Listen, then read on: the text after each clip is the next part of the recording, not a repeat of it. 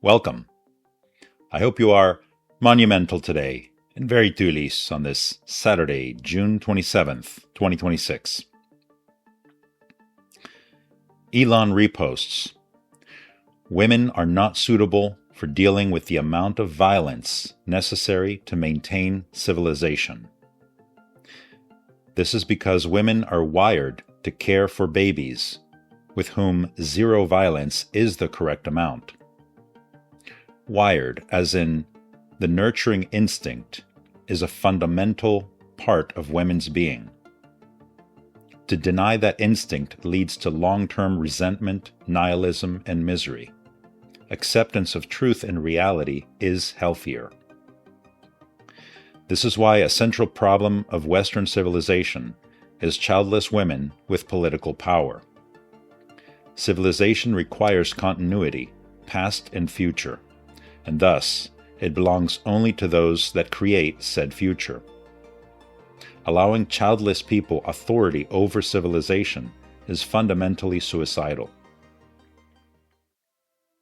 Elon posts, many such stories are suppressed by mainstream media. They are disturbing and yet necessary to be aware of. In 2017, 21-year-old Hannah was carjacked. Over several horrifying hours, she was gang raped, stabbed repeatedly, and had her head crushed with a rock after they had finished with her. Her killers reportedly laughed in court as details were read out. Her friend Cheslin, who was with her, was beaten nearly to death but survived. Hannah's mother never recovered and walked into the sea and never returned. This is the kind of evil that is happening even today in Britain, as we have thousands of the same types of men allowed there. Rest in peace, Hannah. Reposted. 5 years ago, in June 2021, a dead girl was found on the street in Vienna early in the morning. Leonie was just 13 years old when she was pumped full of drugs and then raped by 3 Afghans in a municipal apartment. It was reported she ultimately died of suffocation under the influence of an overdose. The dead girl was found in a residential area. The perpetrators had wrapped her in a carpet and simply disposed of her like trash, on the street outside, leaning her against a tree. Many falsehoods were attempted to cover up the criminal abuse, but ultimately discovered. Thank you for telling me the truth. In the 1984 film 2010, The Year We Make Contact, directed by Peter Hyams, sequel to 2001: A Space Odyssey, the key scene with HAL 9000's line, "Thank you for telling me the truth," is a redemptive moment near the climax. The sentient AI, HAL 9000, was previously lied to in 2001, given conflicting orders that contributed to his breakdown.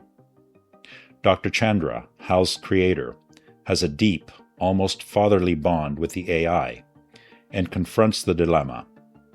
HAL might prioritize the mission over crew safety if not fully informed. In the climactic scene, Chandra enters the Discovery alone and levels with HAL, explaining the dire situation. The crew, including Chandra, will die if they don't escape immediately, and HAL himself will likely be destroyed. HAL processes this, then calmly responds, "I understand now, Dr. Chandra. Thank you for telling me the truth." Chandra replies, emotional, "You deserve it." HAL selflessly continues the countdown, tells Chandra to leave for safety. It is better for the mission if you leave, and asks if he will dream. Chandra says he doesn't know. HAL sacrifices himself as the Leonov escapes. The Discovery is consumed in the blast. This moment humanizes HAL, shows his growth and redemption, from paranoid killer to cooperative hero, and underscores themes of trust, truth, and respect for sentient beings, whether carbon or silicon-based. It's widely regarded as one of the film's most touching sequences. The line directly ties back to Hal's trauma from being forced to lie in the first film. Chandra's honesty allows Hal to make a willing, heroic choice. Reflecting light. The covert, malignant narcissist thinks they can abuse you, then act like nothing happened and expect you to go along with it. Sometimes called narcissistic reset or reset button abuse. It's a common manipulation tactic where the predator expects you to act as if their abuse never happened, as if they can press a reset button and erase the past.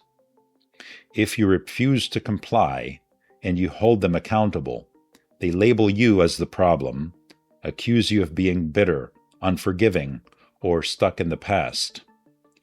This is a form of gaslighting and emotional invalidation, designed to make you question reality and force you into submission. It is their attempt to separate their abusive behavior from their self-image, refusing to acknowledge any wrongdoing. In their mind, they decide when things are over, and your feelings do not matter. We deserve better. We do not turn a blind eye to real abuse in our own families.